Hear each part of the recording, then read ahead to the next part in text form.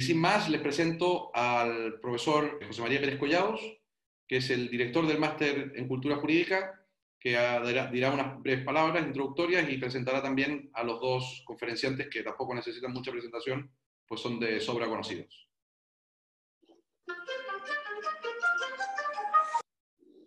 Bueno, la verdad es que no me imaginaba entrar con semejante entradilla musical, que agradezco enormemente. Bueno, os saludo a todos. Muchos de vosotros me conocéis porque este curso que viene inauguraremos nuestra 7ª edición del Máster en Cultura Jurídica. Así que muchos de vosotros, como ex estudiantes o egresados del Máster en Cultura Jurídica, pues ya me conocéis, y para el resto, pues ha dicho el profesor Manuel Vial, pues soy el director de este máster. Es un máster que se integra en la Cátedra de Cultura Jurídica.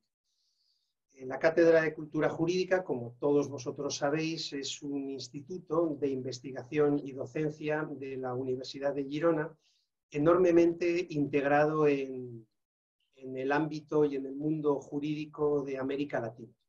El director de la cátedra es el profesor Jordi Ferrer, que es uno de nuestros dos conferenciantes de hoy. El profesor Jordi Ferrer es profesor de Filosofía del Derecho, con una trayectoria internacional que no creo que yo necesite ponderar en el ámbito del derecho probatorio, verdaderamente relevante.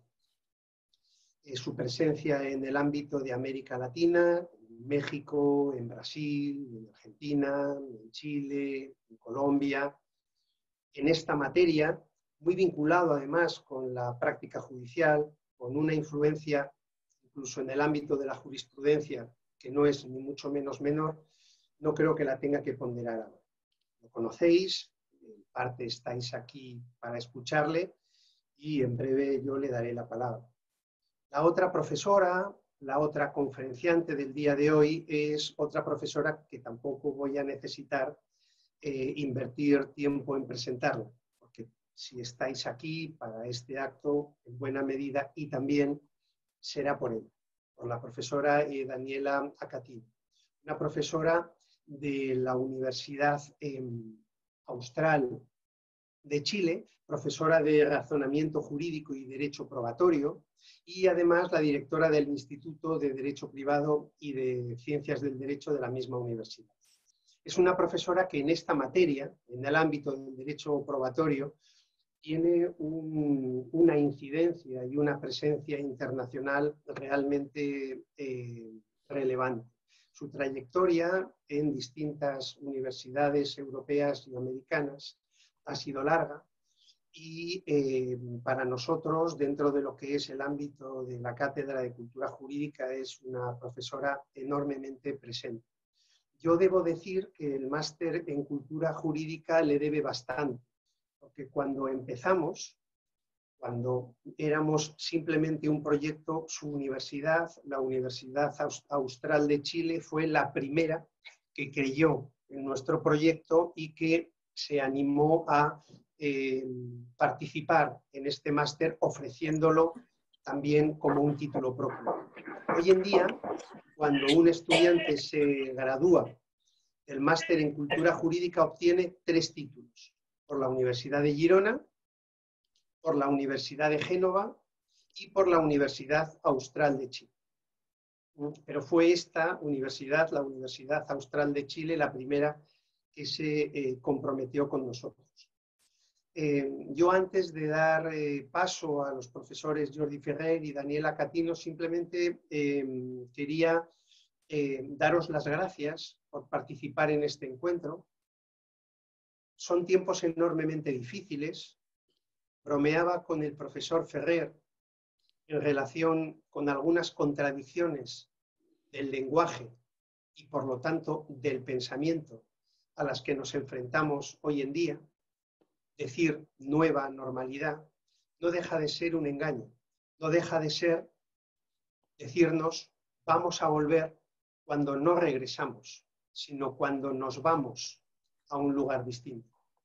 El caso es que en este contexto de cambios tácitos, de cambios de los que no somos del todo conscientes, en este contexto de sorpresa, de incertidumbre, en este contexto en el que vivimos ahora y quizá tengamos la suerte de vivir, porque es una oportunidad para aportar, para ponernos de pie, para mirar a los ojos, para ser valientes.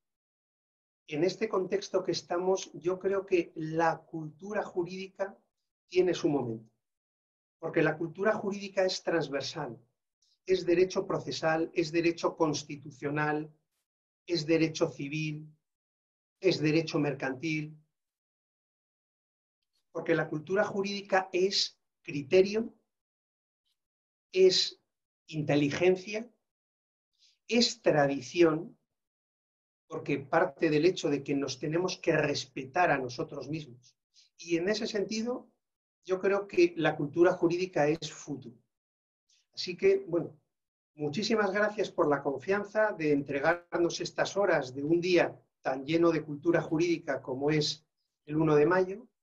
Muchísimas gracias y, sin más, porque estamos aquí para eso, yo les voy a dar la palabra a los dos, a los profesores Daniela Acatino y Jordi Ferrer, para que inicien esta conferencia, debate, ¿no?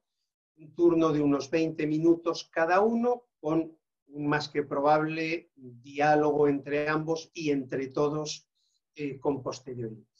Así que, sin más, bueno, quizá podríamos empezar por la profesora Daniela Acatino, dado que, si nos parece bien, Daniela.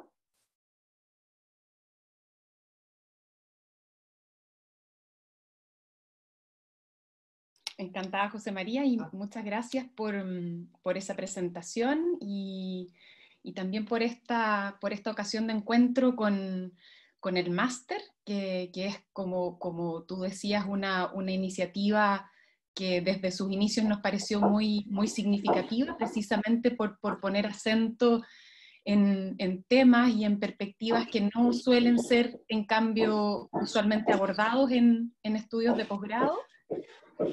Encuentro también con muchos amigos queridos y con personas interesadas por discutir, incluso en un día feriado, sobre cuestiones probatorias. Creo que el tema que hemos propuesto para esta ocasión, el de los desafíos y los avances en materia probatoria de las reformas judiciales que han tenido lugar en Latinoamérica en las últimas décadas, va a ser útil para advertir, creo, la relevancia de las cuestiones culturales, de las cuestiones que tienen que ver con el peso de la historia, con el peso de la tradición, con los conceptos y las categorías con las que pensamos y con la apertura del derecho a conocimientos no estrictamente jurídicos.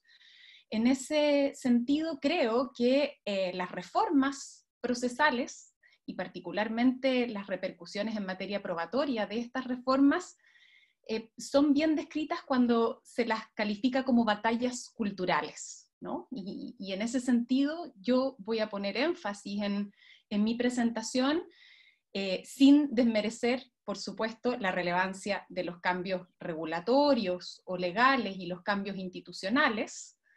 Y por cierto que probablemente el mayor avance que uno pueda reconocer es que estas reformas hayan tenido lugar a pesar de los enormes costos que en términos de instalación institucional suponían, ¿no? En el caso, por ejemplo, de la reforma procesal penal, instalar 2 instituciones completamente nuevas, al menos en el caso chileno y en el caso de muchos otros países de Latinoamérica, el Ministerio Público, la Fiscalía, la Defensoría, tribunales orales, ¿no? Que a pesar de ese enorme gasto, estas reformas hayan podido implementarse. Sin desmerecer entonces la relevancia de los cambios institucionales y regulatorios, me voy a concentrar en algunos desafíos que suponen precisamente un trabajo de profundización cultural. Voy a concentrarme en las experiencias chilenas. Chile al igual que la mayor parte del resto de los países de Latinoamérica, está cumpliendo 20 años de intensas reformas procesales. En el año 2000 inició la vigencia la reforma procesal penal, en el año 2006 la reforma a los procedimientos de familia, y en el año 2008 la de los procedimientos laborales. Hay otras también materia tributaria, por ejemplo, también hemos tenido cambios procesales significativos con, como voy a también hacer alguna referencia más adelante, cambios interesantes en materia probatoria. Desde el año 2012, además, está en tramitación, o más bien está ingresado porque está suspendida su tramitación, un proyecto de reforma procesal civil, que no se vislumbra tampoco en este escenario pueda reactivarse, pero que también, ¿no es cierto?, da cuenta de la percepción de que en ese terreno es necesario avanzar en un sentido semejante al que han avanzado las otras reformas.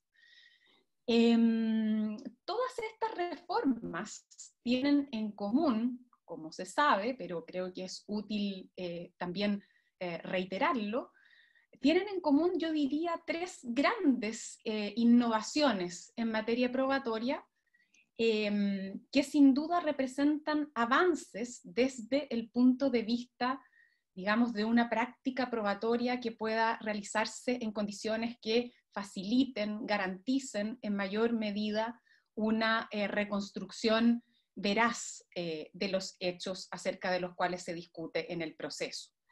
Se trata, por una parte, de la incorporación de la práctica de prueba en audiencias orales.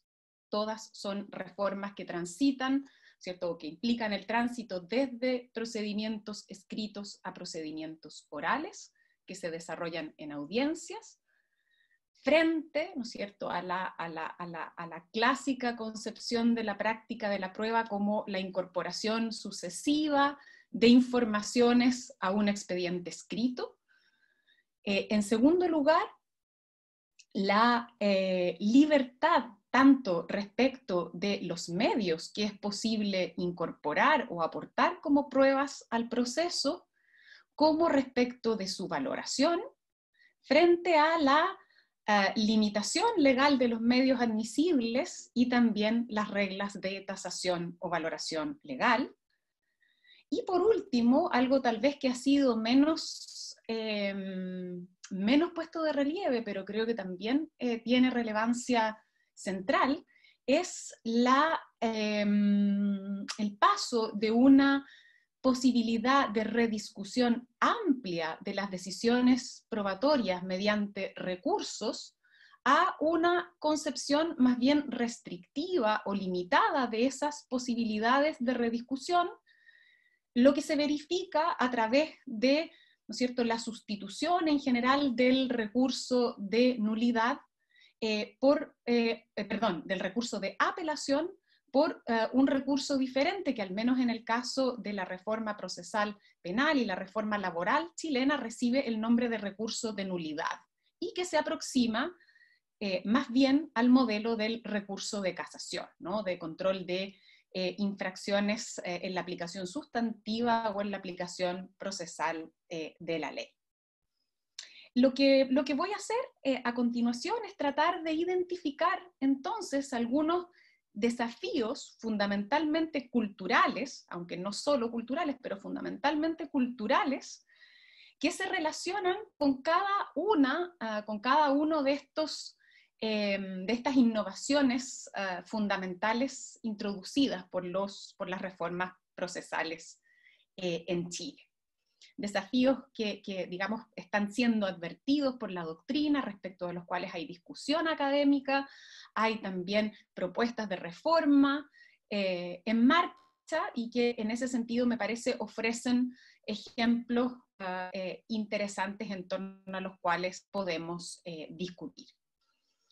Con respecto a la práctica de pruebas por audiencia, me parece que hay desafíos importantes que se refieren a la determinación y la verificación de las condiciones para que esta audiencia pueda constituir una instancia, perdón, epistémicamente idónea para la práctica de prueba, ¿no? Es decir, cómo logramos que la audiencia de juicio, se realice en condiciones que favorezcan una práctica de prueba que permita, ¿no es cierto?, determinar, exponer la calidad epistémica de esas pruebas, que facilite la valoración probatoria, de modo de, nuevamente, ¿no es cierto?, lograr resultados que se aproximen en la mayor medida posible a una reconstrucción veraz de los hechos. Yo diría que en esta materia, ¿no?, desde el punto de vista, diríamos, ¿no es cierto?, de los cambios culturales, institucionales y culturales que significaba el tránsito a juicios por audiencia, el énfasis inicialmente estuvo muy intensamente puesto en las ventajas de la inmediación, ¿no?, en las ventajas del contacto directo del tribunal, del juez, con las pruebas. Yo diría, ¿no es cierto?, que los desafíos hoy día tienen que ver, digamos, por una parte con advertir también, ¿no?, los límites, podríamos decir, de la inmediación, ¿no?, como el contacto directo del juez con la prueba no garantiza por sí solo que la valoración pueda realizarse en condiciones de racionalidad, cómo se requieren ciertas condiciones en la práctica de la prueba que faciliten, favorezcan esa valoración racional, condiciones que tienen más bien que ver, yo diría, con un segundo eje, al que tal vez se ha prestado menos atención con respecto a la inmediación, que es el eje de la contradicción, ¿cierto?, de la relevancia, de la examinación rigurosa de la prueba, a través de la presencia simultánea de las partes, ¿no?, de los abogados de las partes, de los representantes de las partes, que pueden argumentar y contraargumentar en la audiencia acerca de la calidad y del valor de las pruebas. La pregunta, a mi juicio, que hoy día está discutiéndose en el caso particularmente de la reforma procesal penal chilena, que dice relación con la cuestión de las condiciones para la realización, ¿cierto?, epistémicamente idónea de la audiencia, es una pregunta respecto a qué es aquello que debiera ingresar como prueba a la audiencia de juicio oral. Es, ¿no es cierto?, es adecuado que cualquier prueba propuesta por las partes ingrese efectivamente a la audiencia de juicio oral. ¿Cuál es, en otras palabras, ¿cierto?, el papel que debiera cumplir como filtro la etapa intermedia, ¿no?, en particular en el caso del proceso penal chileno, una etapa que está expresada, representada por la audiencia de preparación de juicio oral, ¿no?, donde se determina con precisión la acusación, pero donde también, y me voy a referir enseguida a ello con algo más de detenimiento, donde, ¿no es cierto?, también en el diseño de la reforma procesal penal chilena se pretende que en esa audiencia exista, ¿no es cierto?, también un control un control, digamos, fino respecto de la admisibilidad probatoria.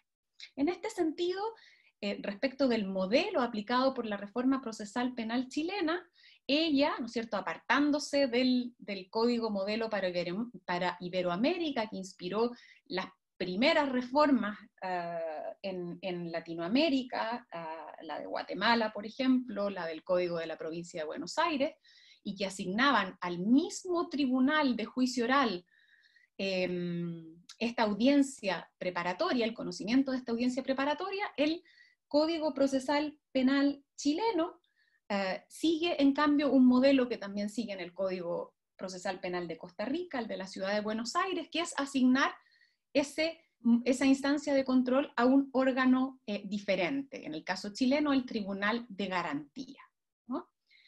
Y además también desde el punto de vista del diseño del modelo, ¿no es cierto?, no se configura esta audiencia preparatoria como una instancia de control sustantivo de la acusación, y en ese sentido la reforma procesal penal chilena pretende claramente distinguir los roles de acusación y decisión judicial, ¿no es cierto?, sin prever controles previos a la, digamos, seriedad o fundamentación de la acusación, sino que el modelo está precisamente diseñado para precisar los términos del litigio y para, ¿cierto?, filtrar no solo la prueba ilícita, obtenida, ¿cierto?, con infracción a la ley o vulneración de garantías, sino también la prueba no pertinente, impertinente, relativa a hechos notorios,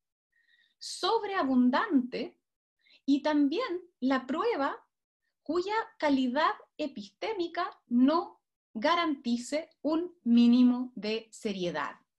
En particular, son, creo, especialmente interesantes en esta materia las reglas especiales para la admisión de prueba pericial, que están previstas en el Código Procesal Penal chileno, y que, ¿no es cierto?, facultan al juez de garantía para excluir la prueba pericial cuando los peritos y los informes no den garantías de seriedad y profesionalismo, facultándolo además para reducir su número cuando, ¿no es cierto?, por ser excesivos en número, puedan entorpecer la realización del juicio.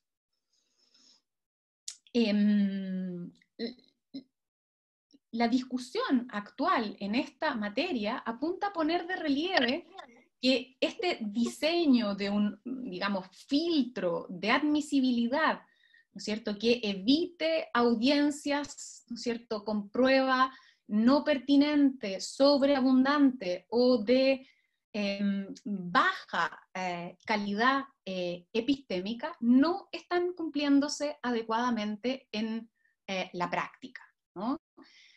Hay investigaciones con apoyo empírico, exámenes relativos, por ejemplo, a los tiempos de duración de las audiencias extraordinariamente breves, a la existencia de prácticas de delegación de esas audiencias, de manera que son llevadas no por el fiscal y el defensor titulares de la causa, sino por defensores fiscales delegados que simplemente se informan, ¿cierto?, de las cuestiones relevantes para una adecuada discusión probatoria a través de minutas, ¿no?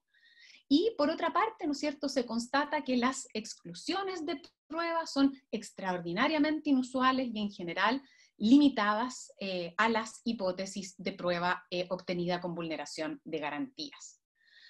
Aunque puede haber cuestiones institucionales relevantes aquí que estén incidiendo en estas prácticas y podemos volver sobre ellas si hay interés también en la discusión posterior, a mí me parece que hay algunas, ¿cierto?, cuestiones culturales aquí que son claves y que tienen que ver fundamentalmente con la discusión sobre la noción de pertinencia o de relevancia, ¿no? Parece aquí pesar una concepción muy laxa de la pertinencia o relevancia probatoria que asume que basta simplemente enunciar, ¿no?, el potencial vínculo de una prueba en términos muy amplios con la acusación, ¿no?, con la narración global de los hechos que se pretende acreditar en el proceso para que, ¿cierto?, esa información pueda contar como prueba relevante pertinente. Creo en ese sentido que hay un desafío de construir doctrinalmente, de elaborar jurisprudencialmente de manera más fina ese concepto y de, ¿no es cierto?, evitar, ¿no?, digamos, una cierta omisión en este terreno por temor a vulnerar otros principios que, ¿no es cierto?, nuevamente podrían ser objeto de una elaboración más fina y profunda. El derecho a defensa, ¿no? Entendido a veces de manera muy amplia como el derecho a simplemente presentar cualquier información en el proceso, en términos semejantes a lo que ocurre con la libertad probatoria, ¿no? Una concepción muy amplia, imprecisa de la libertad probatoria. Como un indicador interesante en esta materia, a comienzos del año 2009, se designó una comisión presidencial para la evaluación, a prácticamente 20 años de inicios de su vigencia de la reforma procesal penal, ¿no es cierto?, que observó y sugirió algunos cambios que inciden en este punto sobre el que estoy llamando la atención, ¿no? Y que propuso que se requiriera que junto con la formulación de la acusación y las propuestas de medios probatorios se identificaran con claridad los hechos respecto de cuales cada medio probatorio pretendía aportarse. Por otra parte, se propone también en esas propuestas una regulación, digamos, o reforzar la idea de que el juez de garantía debe controlar la seriedad de los informes de perito, ¿no? Incorporando o haciendo una remisión a esas reglas expresa a propósito de la regulación de la audiencia de juicio oral, y se incorpora también, o se propone la incorporación del control de la forma en que han sido practicados los reconocimientos oculares, los reconocimientos de imputados, una materia que hasta este momento no tiene regulación en el Código Procesal Penal, está regulada a través de un protocolo del Ministerio Público. Esta propuesta propone incorporar una regulación legal y, lo que a mí me parece interesante desde el punto de vista del aspecto al que me estoy refiriendo, incorporar como consecuencia, ¿no?, de la digamos, omisión del cumplimiento de esas normas en la práctica del reconocimiento, la facultad del Tribunal de Garantía de excluir también esa prueba que, por haber sido practicada irregularmente, no entonces tenga garantías suficientes de calidad. En cuanto al tránsito desde las reglas de valoración legal a las reglas de libre valoración o valoración conforme a las reglas de sana crítica, creo que también hay desafíos culturales significativos, ¿no es cierto?, que tienen que ver con desarrollar de manera, ¿no es cierto?, más precisa cuáles son las herramientas para la valoración racional a las que se suele, ¿no es cierto?, referir la noción de sana crítica. Estamos acostumbrados a hacer referencia a las máximas de la experiencia, a los conocimientos científicamente afianzados, las reglas de la lógica, ¿cierto? Pero muchas veces estos conceptos no pasan, ¿cierto?, de ser titulares, de ser una especie de mantras que se repiten sin demasiada claridad sobre sus contenidos y sobre sus formas de operación. En este sentido, hay también discusión en Chile respecto de algunos riesgos, algunas dificultades que creo dicen relación con este desafío cultural. Por una parte, hay algunos estudios que constatan cómo podría, particularmente en el caso de la justicia de familia, observarse una cierta subsistencia tácita o subrepticia de criterios de valoración legal de la prueba, que se expresarían en la tendencia a desacreditar algunos testimonios por el solo hecho de provenir de categorías de sujetos que las antiguas reglas de prueba legal identificaban como testimonios inhábiles, ¿no? Es el caso de, por ejemplo, ¿no?, testigos respecto de los cuales existe un vínculo de parentesco con los con las partes, lo que ustedes imaginarán, tratándose de procesos de familia, suscita, ¿no?, especiales dificultades desde el punto de vista probatorio, ¿no? Creo que en ese sentido, si bien, ¿no es cierto?, efectivamente uno podría advertir que la antigua regla de inhabilidad se apoyaba, ¿cierto?, en generalizaciones empíricas que pueden tener fundamento, ¿no?, respecto de una sospecha de parcialidad, de una sospecha de potencial falta de veracidad asociada a estos vínculos, ¿no? Precisamente la sustitución de las reglas de inhabilidad y de prueba legal se asienta en la constatación de que estas generalizaciones, ¿cierto?, operan como generalizaciones derrotables, generalizaciones, ¿no es cierto?, que podrían no ser aplicables en un cierto caso. Es decir, una persona, a pesar de ser familiar, podría en un determinado caso ser veraz, ¿no? Y desde esta perspectiva me parece que este problema advertido en los procedimientos de familia pone, ¿no es cierto?, bien de relieve cómo comprender, ¿no es cierto?, a qué se refiere esta categoría equívoca de las máximas de la experiencia, ¿no?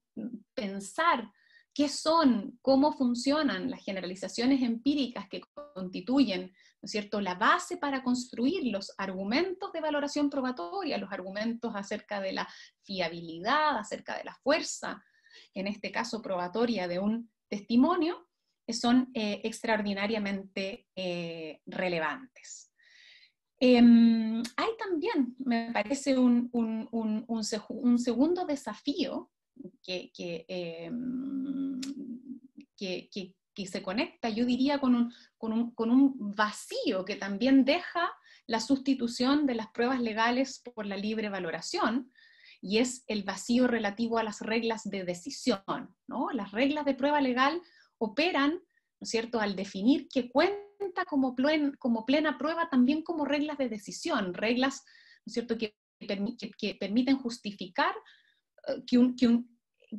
cuando un determinado hecho puede considerarse probado, ¿no?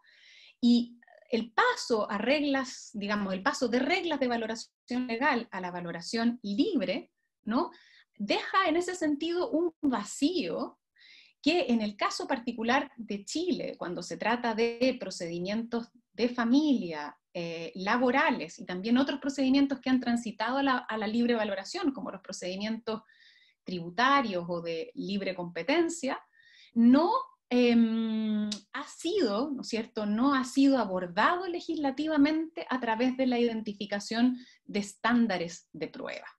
No ha ocurrido en estos procesos lo que sí ha ocurrido en cambio en materia penal, ¿no?, donde el Código Procesal Penal chileno hace referencia, ¿no sé?, al estándar de prueba más allá de toda duda razonable, un estándar que suscita muchas dificultades, ¿no es cierto?, pero que al menos ha dado pie a que, ¿no es cierto?, se incorpore a la discusión y a la reflexión probatoria la categoría de los estándares, el concepto de los estándares probatorios.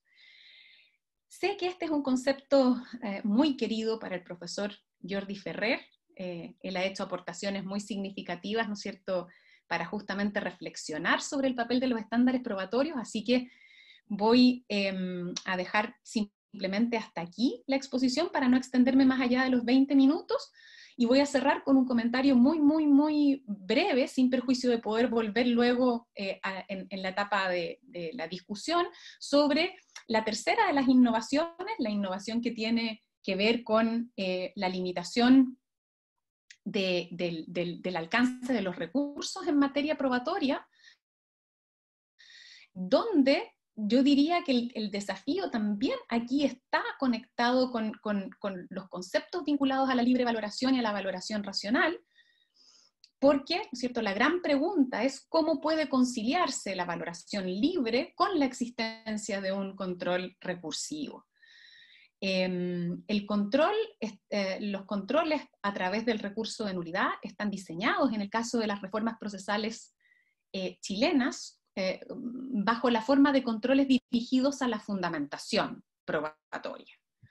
Sin embargo, esos controles han tendido a ser entendidos en su aplicación práctica de manera extraordinariamente limitada, ¿no? De manera que la posibilidad de control se limita prácticamente a la ausencia de fundamentación, cuando medios de prueba no han sido considerados en la fundamentación o cuando la fundamentación incurre, ¿cierto?, en contradicciones manifiestas.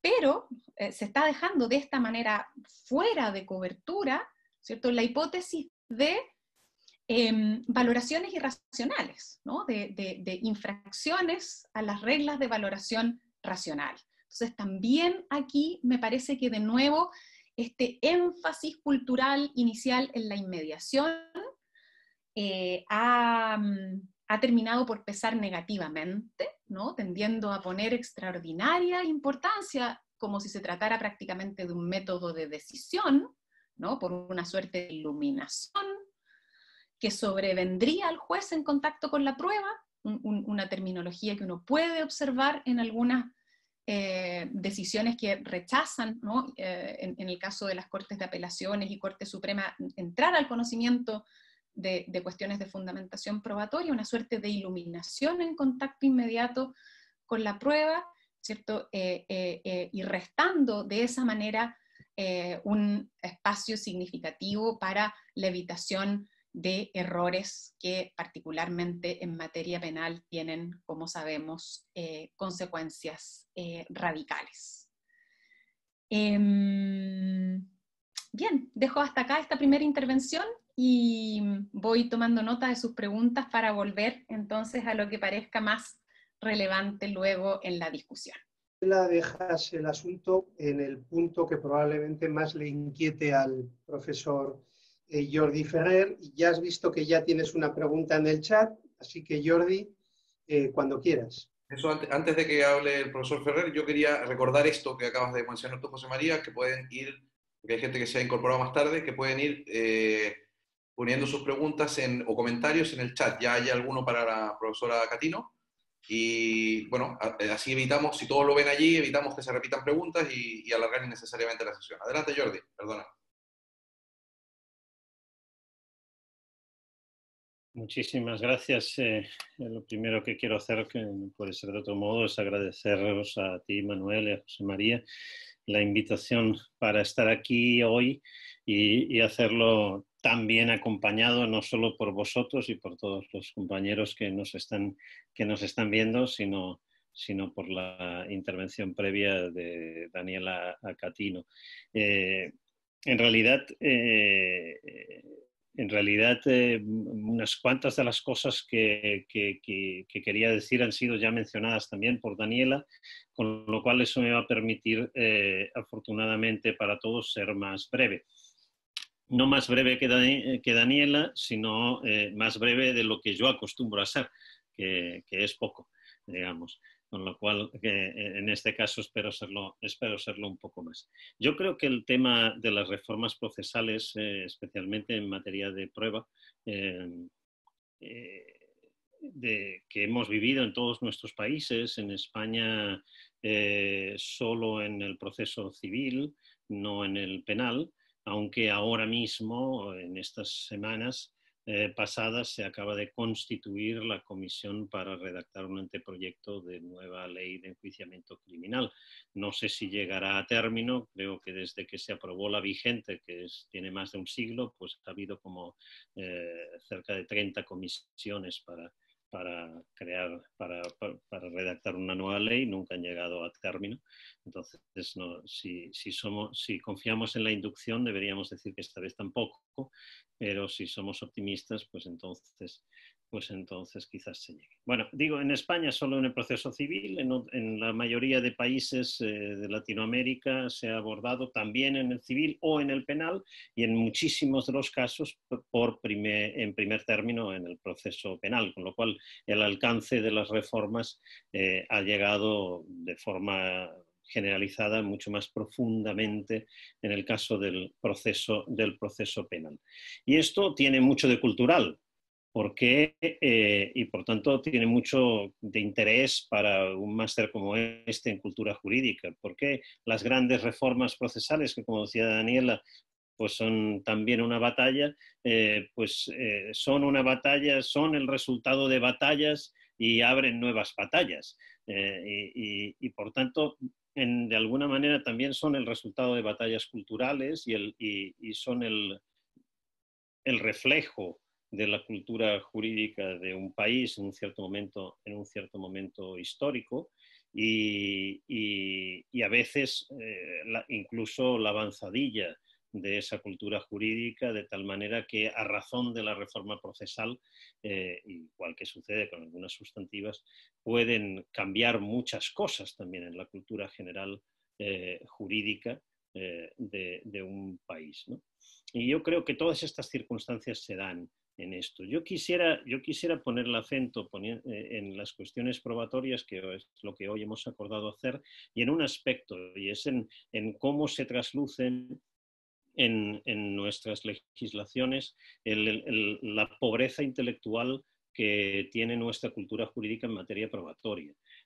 Una pobreza intelectual que usando una expresión que alguna vez se dice que, no sé si esto es un bulo o una fake news, pero se dice que usó respecto de otro ámbito y otra comunidad jurídica, Manuel Atienza, pues se podría decir que en materia probatoria nuestra comunidad jurídica ha estado hasta hace muy pocos años en indigencia intelectual. Y esa indigencia intelectual se ha mostrado de muchísimas maneras, una de las cuales es la ausencia total de las materias probatorias en las facultades de Derecho. Prácticamente no se enseña prueba en las facultades de Derecho de todos nuestros países, del área iberoamericana al menos, y esto es cuanto menos sorprendente, ¿verdad? Porque si uno ve después la importancia que el razonamiento probatorio y los problemas probatorios tiene en la práctica profesional de cualquier abogado, de cualquier fiscal, de cualquier defensor, de cualquier juez, pues, hombre, pues si algo tiene la importancia crucial que tiene, es bastante sorprendente que en la enseñanza del derecho esté totalmente ausente. Cuando no está ausente del todo, está presente solo en algunos temas de las materias de derecho procesal, que lo que han venido haciendo sistemáticamente es enseñando cuáles son las disposiciones legales sobre la prueba que hay en este o aquel código. Pero no se enseña nada acerca de lo que es el razonamiento probatorio. Y desde luego desde la filosofía del derecho no se ha dicho nada sobre estas cosas hasta hace muy pocos años, al menos de la filosofía del derecho en español, pero en esto vale también la anglosajona.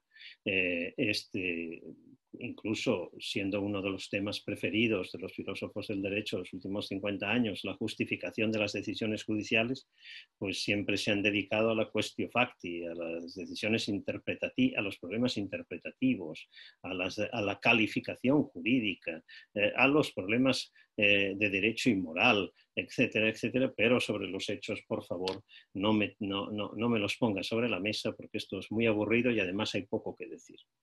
Bueno, pues resulta finalmente que no es ni tan aburrido, al menos a mí no me aburre, y desde luego no es que haya poco que decir, sino mucho que decir y mucho que avanzar, pero nuestra cultura jurídica apenas se está enterando.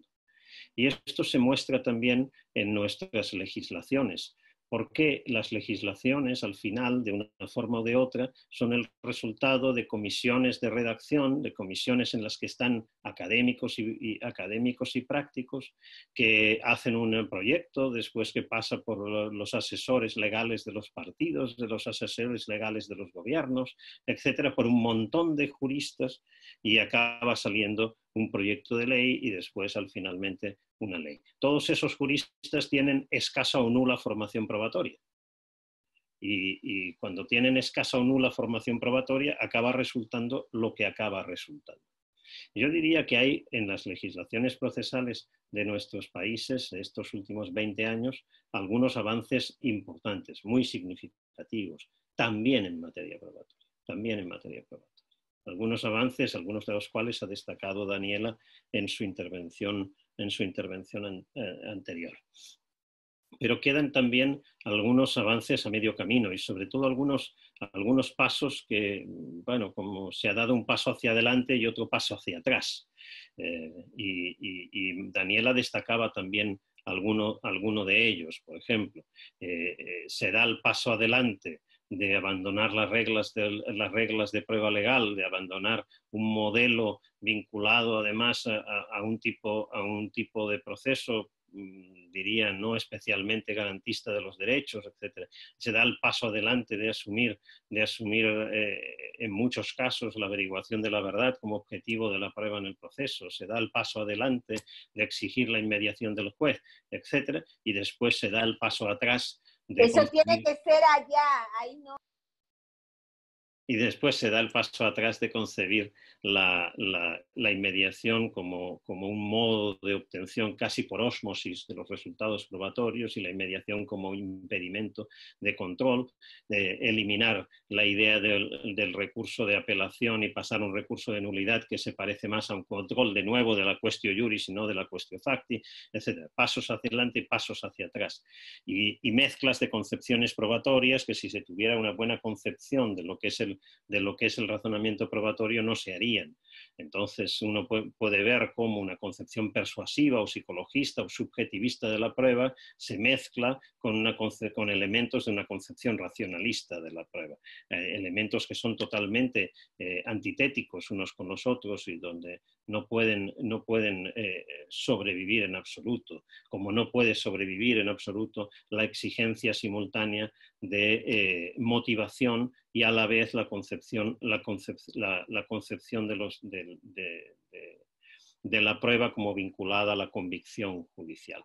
Ambas cosas no se pueden sostener a la vez, es una contradicción clara, me parece. Entonces, y todas estas cosas están en nuestras leyes. Pero bueno, quiero centrar mi intervención para ser en esto no tan optimista como podría ser si destacara solo las cuestiones en que nuestras leyes han avanzado y centrarla en donde nuestras leyes no han avanzado lo suficiente. En algunos casos por mala comprensión de los problemas probatorios, en otros casos por déficits claros en las regulaciones, no solo por mala comprensión de poderes probatorios, sino mala comprensión de otras cosas, y en otros casos simplemente por ausencia de regulación donde debería haberla. Entonces voy a distinguir estas tres fuentes de problemas y dar algunos ejemplos. Sobre la mala comprensión de los problemas.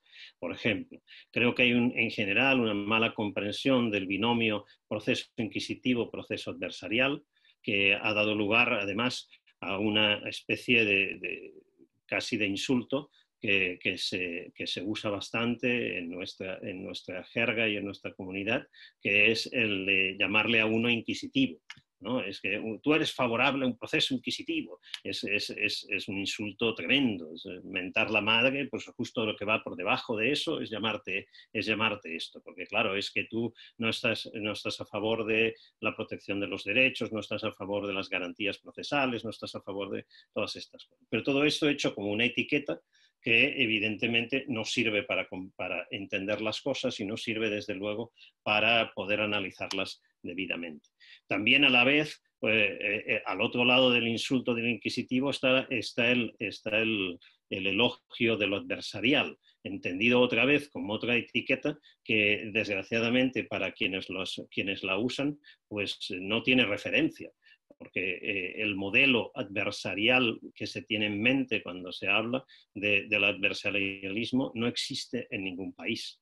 No existe en ningún país, tampoco en aquellos de los que se ha partido para hacer las reformas. Quiero decir, no existe en Estados Unidos fundamentalmente o en los sistemas anglosajones. Así, por ejemplo, no existe un modelo donde el juez no tenga ningún tipo de poder probatorio en ninguno de los países anglosajones, en ninguno, tampoco en Estados Unidos. No existe un modelo en el que el juez se espere que el juez sea un juez callado, un juez que no interviene en el proceso, que no tiene management del proceso. No existe en ningún país anglosajón, tampoco en Estados Unidos.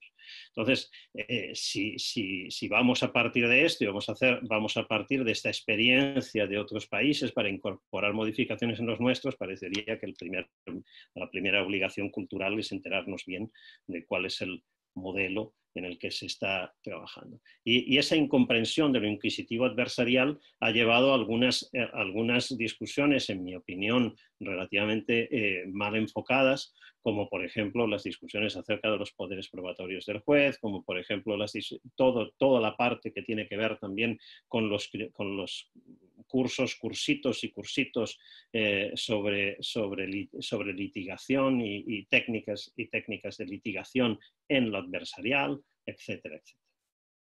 El principio de inmediación, evidentemente, es otro ejemplo de incomprensión. El principio de inmediación me parece que es absolutamente fundamental, pero como ya señalaba Daniela, centrado en la manera en que la inmediación permite la contradicción y, por tanto, tiene una importancia en la práctica de la prueba y no en la valoración de la prueba. No comprender esto adecuadamente hace que se regulen las cosas de tal manera que hace que la inmediación aparezca como una cortapisa, como un freno, como una puerta cerrada que impide el control del razonamiento probatorio en sucesivas instancias. Entonces, ahí también creo que hay un problema de comprensión del alcance del principio. Lo mismo sucede con la oralidad. Tercer ejemplo, creo que la oralidad se ha tratado prácticamente como un mito. Yo a veces, y permitidme la broma, a veces digo que esto de la oralidad en el proceso es como el sexo oral. No está nada mal, pero si me lo plantean como lo único, caramba, quizás es una exageración. Entonces, la oralidad aquí también me parece que se ha convertido en una especie de mito exagerado, donde, por ejemplo, se convierte que la prueba pericial en la oralidad es solo la deposición oral, porque el informe escrito no, caramba, porque es escrito y por tanto no forma parte de la prueba, cuando evidentemente la prueba pericial debe estar compuesta tanto por el informe escrito como por la deposición oral, simplemente porque lo que forma parte lo que compone el informe es normalmente mucho más detallado, mucho más elaborado que lo que se puede extraer solo de la deposición oral, y a su vez al revés, en la deposición oral pueden entenderse y pueden debatirse y contradecirse extremos del informe escrito que de otra manera no se podrían hacer. O la tontería, permítanme que lo diga así porque así me lo parece, la tontería de concebir que la oralidad impone que la sentencia debe dictarse oralmente de forma inmediata en la propia audiencia, que es casi como decirle al juez no piense, por favor, no pare a pensar porque hay que decidir inmediatamente. Desconociendo totalmente las enseñanzas de la psicología que nos muestran, por ejemplo, simplemente basta remitirse a esto, a Kahneman, pues cómo operamos distinto en los pensamientos inmediatos, en los pensamientos más lentos, más pausados, y por tanto, cómo la toma de decisión no tiene nada que ver que el debate tenga que ser oral con que la sentencia deba ser oral, ni tampoco con que la sentencia deba ser expresada inmediatamente. Entonces, esta también es una mala comprensión. Por último, cuarto ejemplo, el principio dispositivo, entendido como además, sobre todo para el proceso civil, como una llave del adversarialismo y por tanto entendido de una manera que hace que las partes sean dueñas del proceso, como si no hubiera para el derecho privado un interés público en el resultado del proceso y en el propio derecho privado. Entonces, también esta me parece claramente un error, y debatir seriamente sobre el alcance del principio dispositivo para el derecho privado es algo muy importante que creo que todavía en buena parte está por hacer en nuestra cultura jurídica actual y para los nuevos procesos civiles, pero que para hacerlo seriamente tenemos que quitarnos de encima esos insultos y esos elogios del adversarialismo y de lo inquisitivo y lo adversarial. En otros casos, nuestras leyes han tenido problemas de déficit por malas regulaciones o por regulaciones no bien articuladas. Y aquí quizás se ve más claramente cuando se regulan los distintos medios probatorios. Solo por mencionar tres que muestran distintos tipos de problemas. Sobre la prueba testifical, todavía es hora que nuestros sistemas aprendan, y nuestros legisladores, y nuestros jueces, y nuestros abogados, etcétera, etcétera, aprendan lo que ya nos enseña, lo que ya está en el conocimiento común de la psicología del testimonio. Como nuestros especialistas en psicología del testimonio muestran la fiabilidad o la falta de fiabilidad o la relativa fiabilidad de nuestros recuerdos y de las distintas maneras de extraer los recuerdos. Si aprendemos de esto, deberíamos claramente, en mi opinión, reformar íntegramente cómo se produce la prueba testifical en nuestros sistemas y, por supuesto, también cómo se valora. Ahí hay muchísimo que decir, exigiría una conferencia completa o quizá un curso de un montón de horas, pero no tengo tiempo de hacerlo aquí. Solo por concluir con este ejemplo, claro, los juristas seguimos pensando que el problema fundamental de los testigos es identificar con los testigos, el problema fundamental con los testigos es identificar al testigo que miente. Y los psicólogos del testimonio nos muestran que más allá del testigo que miente, el problema fundamental es identificar el mal recuerdo. Identificar el recuerdo falso, genuino, sincero, pero falso. Y para esto, miren, mirar a los ojos no sirve de nada. Por cierto, para el que miente tampoco. Con lo cual la inmediación es un muy mal sistema también para esto. Es decir, la inmediación como modo de identificar la mentira, o como modo de identificar por las percepciones, por el lenguaje no verbal y todas estas cosas que se dicen.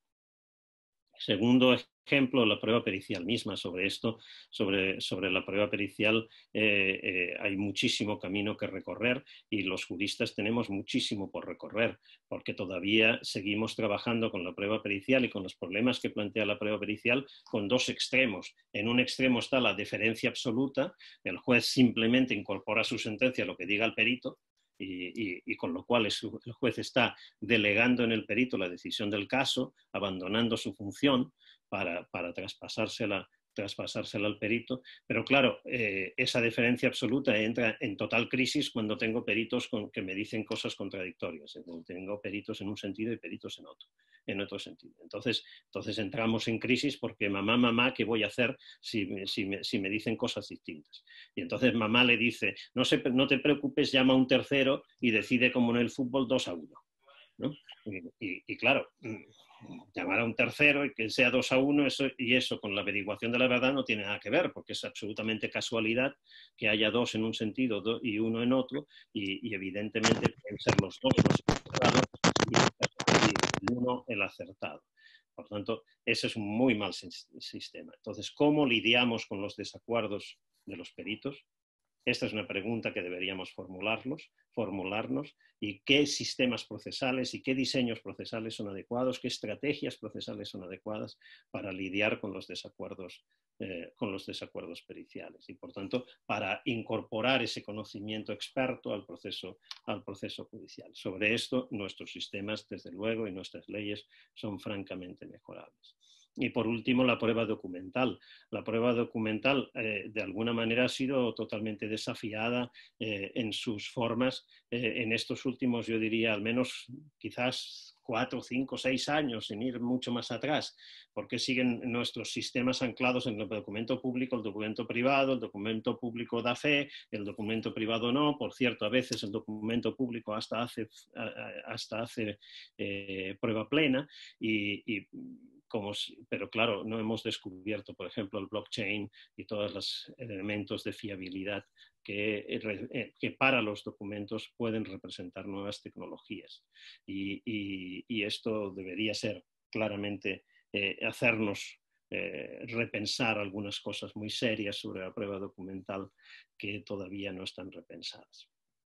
Concluyo con el último defecto, el defecto de la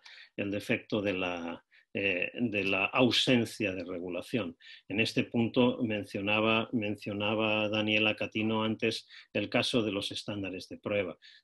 Bueno, nuestros sistemas han incorporado el más allá de todo razonable, por ejemplo, para el penal, y para el civil no se sabe muy bien. A veces sí se menciona la prevalencia de la prueba prevaleciente o el balance de probabilidades, pero no se sabe demasiado bien y desde luego, por ejemplo, nuestra ley de enjuiciamiento civil, la española, no dice nada al respecto. La mayoría de leyes lo que dicen es, bueno, se valorará según la sana crítica, ¿no? Como si esto resolviera el problema de la suficiencia probatoria. Y el asunto es que sobre los estándares de prueba hay mucho recorrido por hacer y en esto, por cierto, simplemente incorporar el más allá de todo razonable no es ni siquiera dar un paso adelante, ni siquiera uno de los que hay que dar. Y esto por la simple razón de que si vamos a ver cómo, por ejemplo, han interpretado los tribunales norteamericanos la jurisprudencia, la gran mayoría de autores en Estados Unidos, el más allá de todo razonable, lo que han hecho es decir, básicamente, así se pronuncia, por ejemplo, la Corte Suprema norteamericana, que el más allá de todo razonable es indefinible, que no se puede, que no se puede definir, que cada miembro del jurado solo lo puede determinar a través de su íntima convicción. Y por tanto, más allá de toda razonable e íntima convicción, es exactamente lo mismo entendido de esta manera. Con lo cual, para este viaje no hacían falta forjas, es decir, para el viaje de pasar de la íntima convicción al más allá de toda razonable, entendido de esta manera psicologista. Si no queremos entenderlo de esta manera, necesitamos criterios de razonabilidad de la duda. Necesitamos criterios que determinen cuándo es razonable la duda y por tanto no se puede condenar y cuándo no es razonable la duda y por tanto sí se puede condenar. Esto ahora mismo no está. Este es tema en el que me explayaría por mucho rato porque además forma parte de lo que estoy escribiendo antes de empezar. Comentábamos que bueno, en este tiempo de confinamiento da para escribir, etcétera, pues me estoy dedicando a escribir un libro sobre estándares de prueba. Por tanto es un tema querido, pero diré solo una cosa. Es un tema tan importante, que hasta donde yo tengo conocimiento no hay ni un solo libro en castellano, por tanto en toda Iberoamérica al respecto. Y por tanto, sobre estándares de prueba, sobre la noción de estándar de prueba, por ejemplo, sobre el más allá de todo razonable o algo así, sí hay, pero en general, a mi particular impresión, no satisfactorios. Entonces, resulta otra vez destacable cómo nuestra cultura jurídica no ha afrontado todavía estos problemas. Entonces, grandes desafíos culturales que se transmiten en grandes desafíos legales y en tareas por hacer y por tanto por seguir pensando. Nada más y quedo a vuestra disposición para el debate. Yo tengo Sí, adelante. Yo soy jueza penal, es un tribunal oral en lo penal, somos tribunal colegiado, tres integrantes.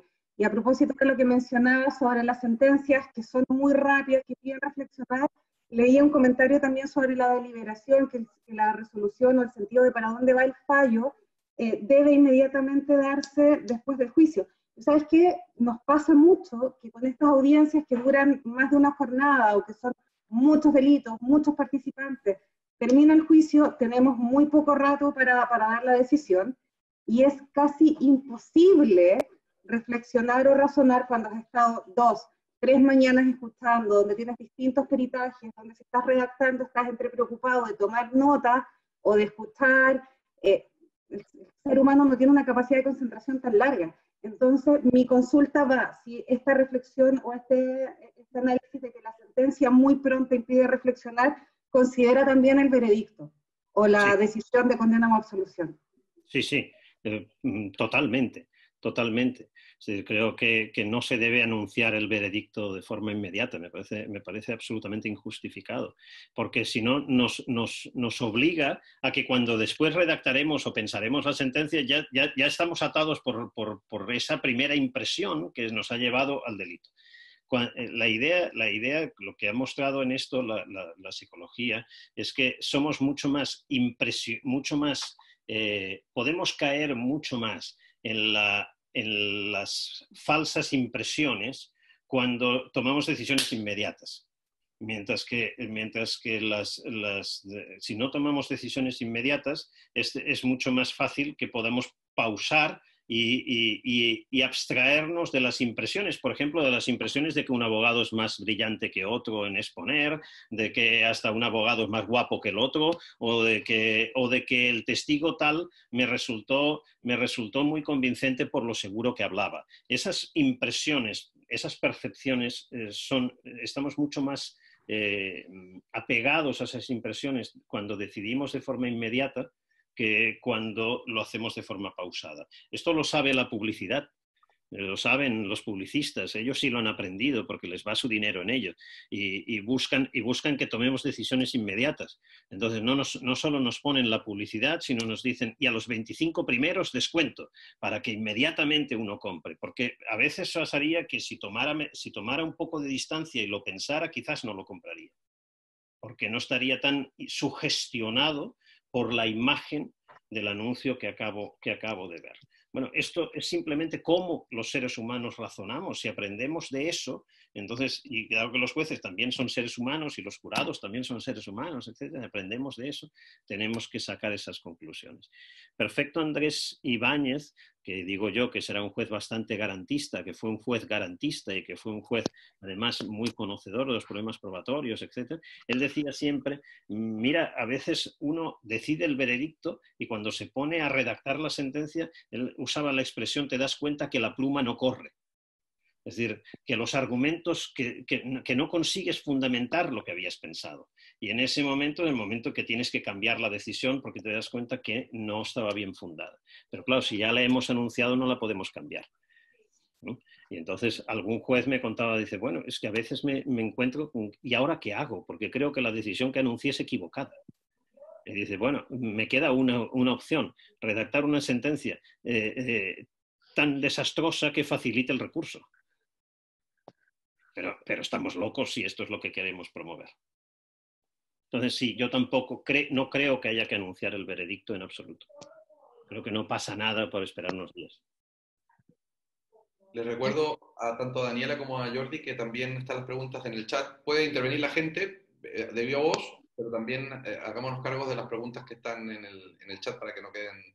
Sí, yo quería apuntar algo respecto del comentario recién, que estoy, además de estar totalmente de acuerdo con la opinión de Jordi en este sentido, ¿no? De la necesidad de un tiempo razonable de deliberación, que por otra parte es curioso que en el contexto del proyecto de reforma procesal civil sí fue considerado, ¿no? Es decir, ahí en ese contexto sí está previsto un tiempo que según los proyectos ha ido variando de 5 o 10 días, para la emisión del veredicto, ¿no? Entonces es curioso que esa discusión no haya vuelto al proceso penal.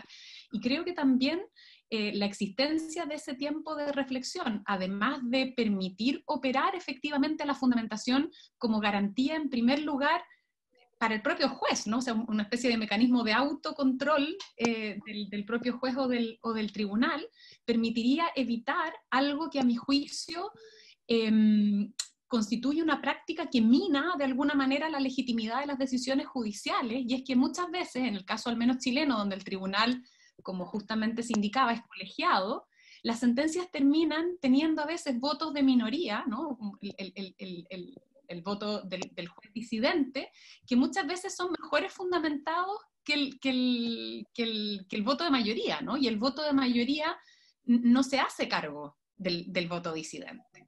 Entonces también un tiempo razonable de deliberación, porque al final lo que uno termina pensando cuando lee esas sentencias es, bueno, a ver, pero durante la deliberación colegiada, esos argumentos críticos del voto disidente, ¿pudieron ser efectivamente planteados y debatidos o no?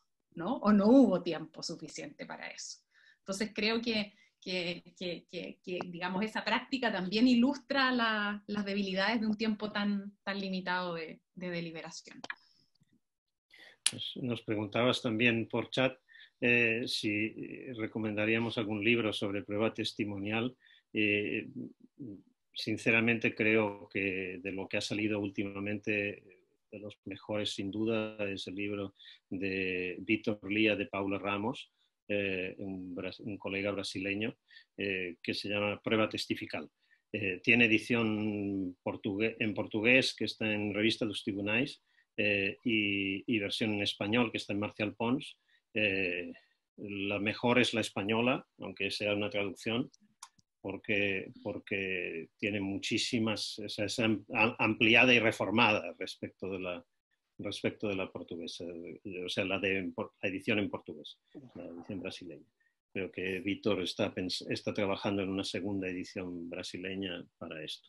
Y respecto de la pregunta que María Soledad Santana me hacía sobre la carga probatoria en materia de delitos de género, no, carga probatoria no creo que haya que alterarla de ninguna de las maneras. La carga probatoria es quien pierde el proceso si no hay prueba suficiente, y la presunción de inocencia impone que quien pierde el proceso si no hay prueba suficiente sea la acusación. Y por tanto la carga probatoria tiene que estar claramente en la acusación, sin dudas. Otra cosa que en cambio sí me parece que debe ser discutido es si debemos disminuir el estándar de prueba para ese delito o para algunos delitos sexuales, porque también ahí hay muchos delitos sexuales. Una cosa es el consumo de pornografía infantil, por ejemplo, que no tiene especiales dificultades probatorias respecto de otros tipos de delitos, y otra cosa es una violación que puede tener especiales dificultades probatorias. Por tanto, hay delitos sexuales de muy diverso tipo. Pero para algunos de ellos, como la violación, donde hay problemas probatorios especiales para el tipo de delitos, no para un caso concreto, sino para todo el tipo de delitos, pues se puede pensar en la disminución de estándares de prueba. Pero eso me parece que es una decisión política, y por lo tanto una decisión que también debería reflejarse en los códigos procesales y no ser objeto de decisión por cada juez o tribunal, desde luego, porque dónde está la suficiencia probatoria tiene un impacto en la distribución del riesgo entre las partes, es decir, quién corre con el riesgo del error, de la falsa condena o de la falsa absolución, y esto debe ser una cuestión que se decida políticamente. Yo en ese terreno agregaría también a la pregunta de María Soledad, que creo que también esas cuestiones suponen desafíos relativos a la libre valoración, a la valoración racional, porque también plantean la necesidad muchas veces de hilar más fino con respecto a las máximas de la experiencia, a las generalizaciones empíricas que son utilizadas para valorar la prueba en estos casos, particularmente la valoración del testimonio de la víctima, ¿no? Y advertir cómo a veces, ¿no es cierto?, tras esas generalizaciones o supuestas generalizaciones, laten o subyacen prejuicios de género, ¿no? Por ejemplo, en la valoración de la credibilidad de la declaración de la víctima, puede que no sea sensato aplicar el mismo estándar, ¿no es cierto?, que se aplicaría, o el mismo criterio más bien de valoración que apunta a observar que si hay retractación o si hay cambios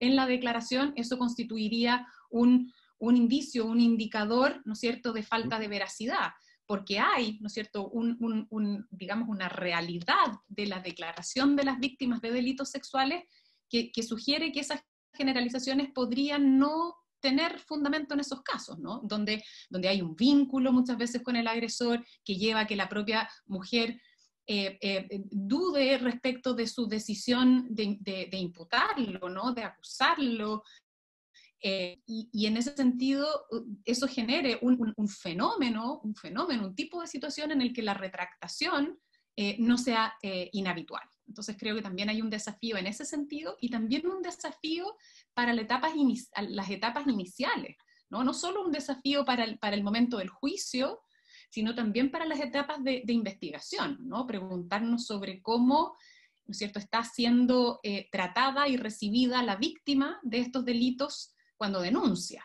¿no? Yo creo que ahí también los sesgos de género, los problemas de género son especialmente relevantes. ¿Cuánto se atiende a su declaración inicial para la búsqueda de indicios o elementos probatorios adicionales, ¿no?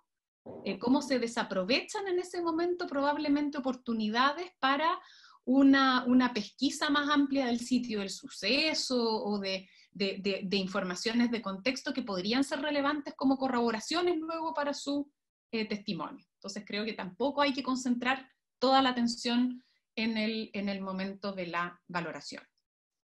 Totalmente de acuerdo. ¿Más cuestiones?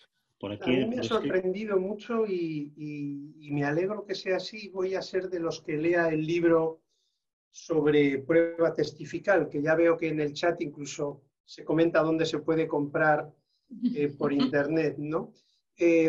Porque en el ámbito del derecho y la literatura, el vínculo de las personas con los hechos que recuerdan es algo enormemente importante. Imagino que cuando se habla de prueba testifical, en último término, estamos hablando de alguien que pone de manifiesto un hecho que de alguna manera ha vivido. Y eso cambia con el tiempo. La relación entre nosotros y nuestra historia no es la misma ahora que dentro de un año, que dentro de 6 meses. Luego hay una escritora, yo no sé, se lo pregunto a Jordi porque me dice que él he escuchado decir que sobre esto podría hablar mucho tiempo. Hay una escritora, Siri Husbeth, que se caracteriza, bueno, es una escritora muy conocida, probablemente la conozcáis todos, pero es que ella, además de ser novelista, imparte conferencias en materia de neuropsicología, ¿no? Que en una reunión comentó lo siguiente: cada vez que recordamos, no recordamos el hecho recordado, sino que recordamos la última vez que recordamos el hecho recordado. De forma que nuestra vinculación con el pasado es una vinculación histórica, no es una vinculación fija. Claro, yo hay veces que pienso, y por lo visto sí, por lo que dice el profesor Ferrer, ¿y esto se tiene en cuenta? ¿Este tipo de tramas psicológicas se tiene en cuenta en los procesos probatorios, por ejemplo, en el de confesión o en el testifical? Es lo que... Pues debería tenerse en cuenta todas estas cosas, desde luego. ¿Cuánto se tienen en cuenta? Soy bastante pesimista, mi valoración es bastante mala. Creo que en general no se tienen demasiado en cuenta. En España, el Tribunal Supremo, si hablamos del proceso penal, la Sala Penal del Tribunal Supremo, que tiene la difícil virtud de ser cada día peor, está haciendo cosas realmente que uno esperaría de hace 70 o 80 años, pero no de hoy, como sacando no un decálogo, porque son 20 criterios de valoración del testimonio que, puestos en manos de especialistas en la materia, pues se tiran de los pelos y ya se quedaron calvos de tanto tirarse. O sea, realmente insostenibles todos y cada uno de ellos. Entonces es bastante lamentable en ese sentido. Por supuesto, no toda la jurisprudencia es así, pero el hecho de que el Tribunal Supremo esté haciendo hoy en día esa jurisprudencia, pues incide mucho, porque influye mucho en su divulgación para otros jueces y tribunales vía precedentes, ¿no? Pero a ver, la psicología del testimonio muestra muchas cosas muy interesantes, alguna que se podría leer en términos parecidos, en terminología distinta a esto que decías tú, y es como en realidad nosotros vamos integrando la información sobre, por ejemplo, un evento vivido, y vamos integrando información diversa. Por ejemplo, yo ahora estoy viviendo el evento de esta sesión y mi vivencia es la percepción que tengo ahora mismo, viéndoos, escuchándoos en pantalla, ahora mismo a todos. Pero como Manuel la está grabando, pues dentro de una semana yo lo puedo volver a ver y ver nuevas cosas, porque no estaré interviniendo en ese momento, etcétera, ver nuevas cosas que hoy no vi. Si me preguntan inmediatamente, seré capaz de decir que el primer día mi percepción fue esta, cuando se producía el evento, y que después, en cambio, cuando lo vi grabado, vi estas otras cosas, y cuando alguna persona que lo vio también me contó y no sé qué también, y soy capaz de distinguir el origen de la información de cada cosa.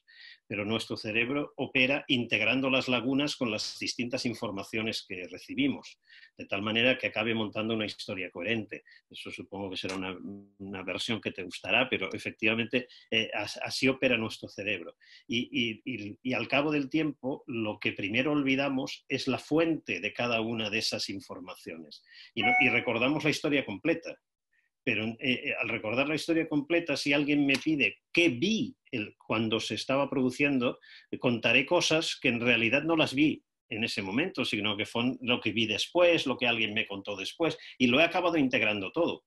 Claro, esto cuando un testigo ha presenciado un atraco, pero ese atraco después hablaron de ello por televisión, comentó con otros testigos, no sé qué, y el testigo estaba de espaldas cuando entraron los atracadores, pero después nos dirá que los vio entrar.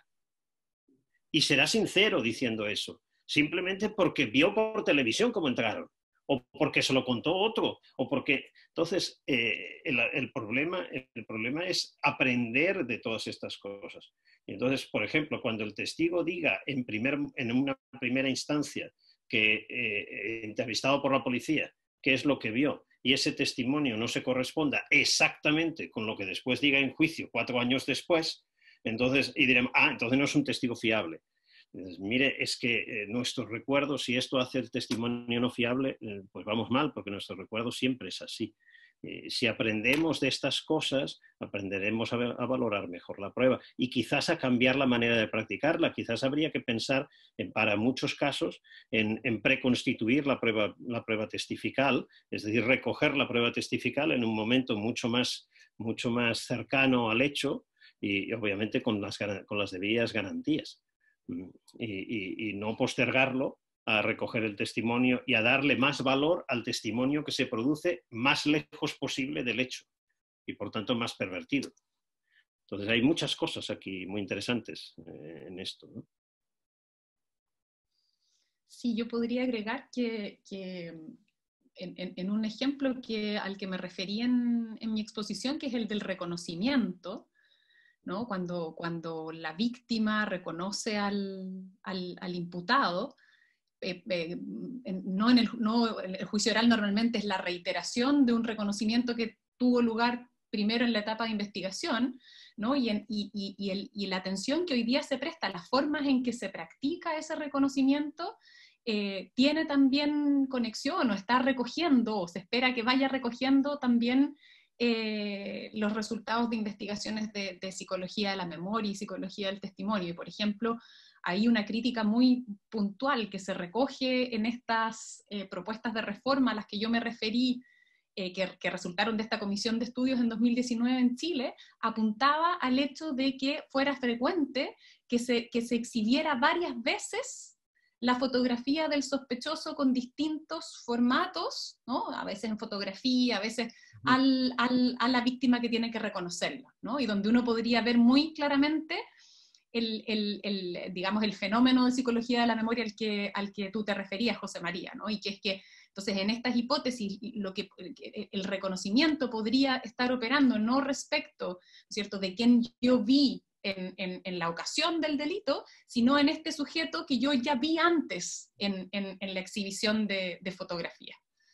Entonces, creo que hay un desafío muy, muy importante, como decía Jordi Ferrer, de este diálogo también transdisciplinario. Así es. No sé si tenéis más preguntas. Bueno, si no es así, la verdad es que para mí ha sido, de verdad, muchísimas gracias escucharos a los dos. Es un placer, porque además el asunto al que os dedicáis lo ha destacado Jordi. Es sorprendente, pero también es apasionante, ¿no? El que algo tan enormemente relevante constituya una laguna en la enseñanza que estáis llenando entre vosotros y el grupo de personas que integráis a lo largo y ancho de lo que es España, Portugal y toda Iberoamérica. De verdad que muchísimas gracias. Y ahora yo querría darle la palabra, bueno, a los dos, a Daniela y a Jordi, para que se despidan, en su caso, y luego darle la palabra a Manuel, porque me gustaría que a todos los congregados, pues el profesor Manuel Vial les pudiera hacer alguna referencia de lo que supone nuestro máster y de los cambios y de las modificaciones, será muy breve, que tendrá nuestro máster a partir del curso que viene, precisamente para ser viable en esta nueva normalidad, ¿no? que se avecina. Así que bueno, Jordi y Daniela. El gusto es mío, ha sido un placer compartir con Daniela y con todos vosotros. Así que mucho éxito y larga vida al máster. Gracias. Lo mismo, muchas gracias. Un gran gusto estar compartiendo este seminario, esta instancia, y me voy a quedar a la parte siguiente si no les importa, porque así también tomo nota de esos cambios para seguir colaborando con la difusión en Chile. Bueno, muy bien. Muchas gracias a todos y especialmente a Daniela y a Jordi. A mí me toca hacer los avisos parroquiales, ¿no? Y hacerlos rapidito antes de que la gente se vaya, igual que los curas en la misa. A ver, yo quiero contarles algo muy simple. Nosotros queríamos mostrar lo que era nuestro máster en cultura jurídica, un máster que ya está muy consolidado, que ya lleva más de 7 ediciones en el cuerpo, y queríamos hacerlo de la mejor manera posible. Y la mejor manera que conocemos es mostrar dar un botón de muestra de qué es este máster, ¿no? Es la mejor manera de explicarlo. Este máster es lo que acabamos de ver.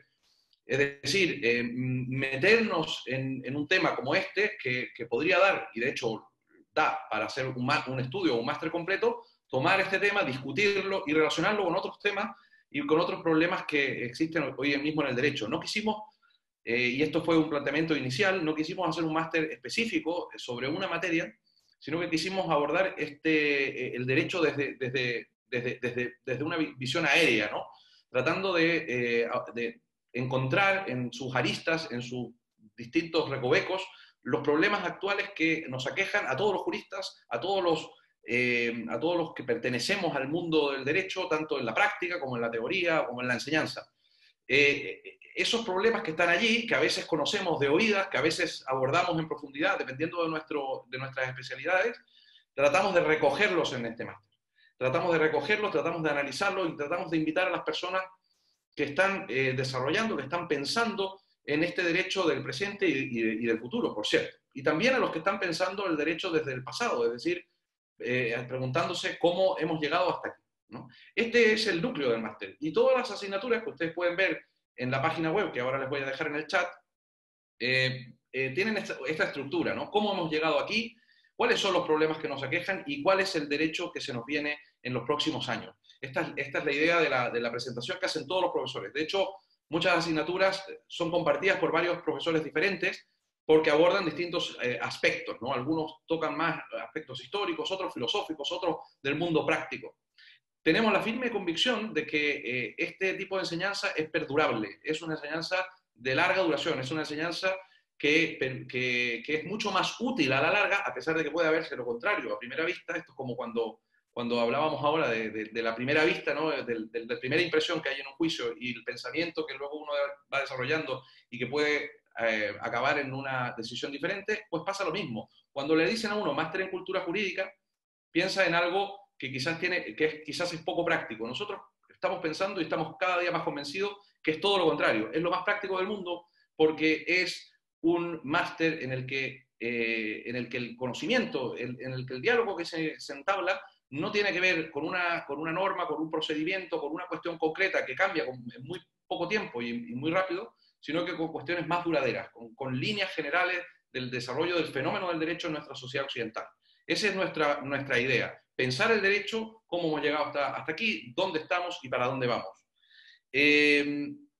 Para esto tenemos un claustro de profesores internacional de muchísimas universidades, lo pueden ver ustedes en nuestra página web, de universidades italianas, de la Universidad de Génova en concreto, con la que tenemos doble titulación, de universidades chilenas, especialmente de la Universidad Austral de Chile, con la que también tenemos doble titulación, y es parte de las universidades que imparten el máster, con la Universidad de Buenos Aires, Puerto Rico, Brasil, Colombia, en fin, van a ver ustedes profesores de distintos origen, lo que permite dar una gran variedad a las aproximaciones que hacemos a las distintas materias. No es un máster en este sentido eurocéntrico o si se quiere hecho desde una perspectiva puramente española. Al contrario, la idea es integrar perspectivas de todos los países hispanoamericanos.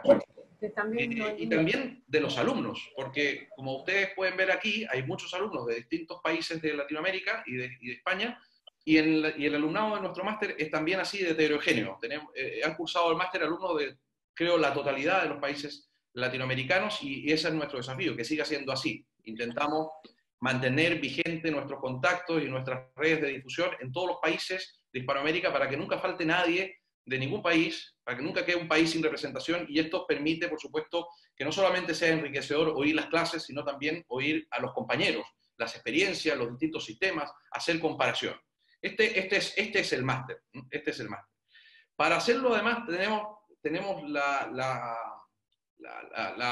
estamos, digamos, muy advertidos de que para que esto sea viable, tiene que ser fácil, no en términos académicos, porque no es fácil, ningún máster debería serlo, pero sí en términos prácticos, que sea fácil venir, que sea fácil seguir el máster, y esto lo hemos conseguido. Tenemos 2 ediciones a lo largo del año, una edición en febrero y otra edición en septiembre, con distintas peculiaridades que ustedes pueden ver luego en la página web, y además esas 2 ediciones se desarrollan de manera presencial en un término concentrado de tiempo. Esto quiere decir que las personas que se inscriben en el máster tienen que estar en España 1 o 2 meses solamente. Esto dependiendo de las opciones que tomen, porque el máster se puede hacer en 1 año o en 2. Si se hace en 1 año, pues tendrán que estar 2 meses, si se hacen 2 años, tendrán que estar 1 mes cada año. El resto del máster, que son básicamente las evaluaciones, se hacen a distancia, y esto permite que las personas que no tienen posibilidades de estar 1 año fuera, que son la mayoría de las personas, y sobre todo las personas como las que están aquí, que muchos son abogados, jueces, notarios, en fin, que no pueden estar 1 año fuera, puedan aprovechar un permiso o las vacaciones incluso, aquellos que son muy sacrificados, para venir a Girona, que es una ciudad además fantástica en términos turísticos, gastronómicos, históricos y demás, a pasar 1 mes con personas de todo el resto de Latinoamérica, con personas también de aquí, de la ciudad, y pasear por Europa y al mismo tiempo estar en una experiencia académica de gran intensidad por las cosas que ya he contado. Entonces yo no quiero alargarme mucho más en cuestiones prácticas de la docencia, de las asignaturas. Creo que es mucho mejor que ustedes las puedan ver con detenimiento en la página web, que ahora mismo les dejo en el chat, y puedan ahí, si surgen preguntas, pues dirigirse a nosotros y resolverlas. Nosotros estamos permanentemente preocupados de esto, del contacto en las redes sociales, por mail, por correo electrónico, en fin, para que en definitiva no solo vuestro contacto con nuestro máster no sea solamente esta conferencia, sino que sea también un futuro próximo, que hay que ver con optimismo, y por eso nosotros estamos montando todo con ese optimismo, montando nuestras próximas ediciones del máster con ese optimismo, hay que proyectarse en el futuro y ojalá vuestro proyecto sea venir aquí, a Girona, a hacer este máster que ofrecemos entre las 3 universidades en una hermandad, yo creo que ya indisoluble, ¿no? Nada más, eso es todo. Yo me despido y les deseo, bueno, que este tiempo que está siendo duro vaya aflojando y vaya siendo mejor para todos y que podamos vernos en persona en algún futuro cercano. Un abrazo a todos. Gracias por todo. Amigos, hasta bien. Gracias, muy interesante. Muy interesante. Gracias, profesor Jordi. Muy amable por sus conocimientos. Gracias por todo. Gracias. A todos, muchas gracias. Muchas gracias. Un abrazo. Gracias. Chao. Chao.